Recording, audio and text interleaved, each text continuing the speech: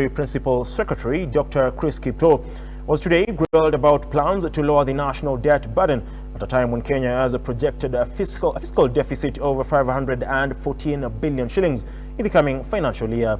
Now, during a meeting with the National Assembly Public Debt and Privatization Committee, Kiptoo further stated that the public debt stood at 10.5 trillion shillings as of April this year.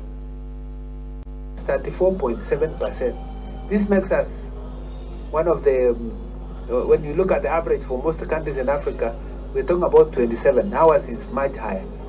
So the point is that we must make a choice on how to finance our budget.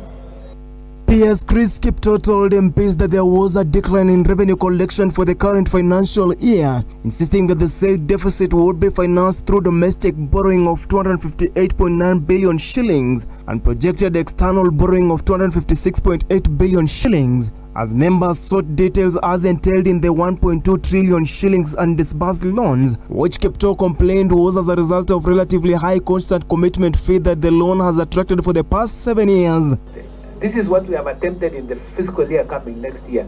We have tried to cut expenditure drastically, and I know many people are not happy with that.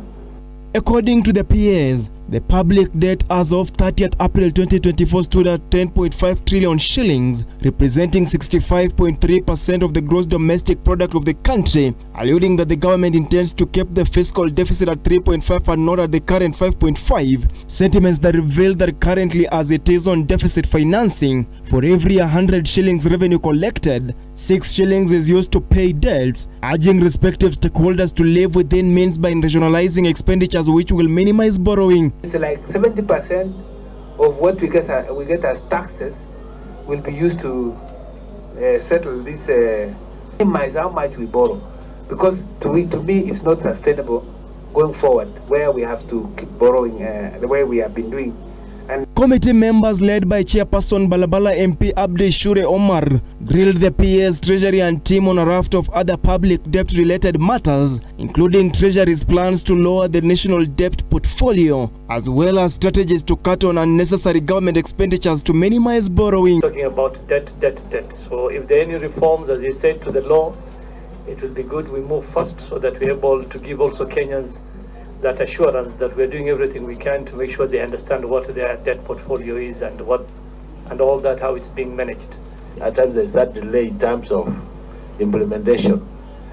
I would want to hear whether there are any plans to involve some of these departments as you sign for these loans, so that you don't have that long delay, because that's what causes commitment fee actually.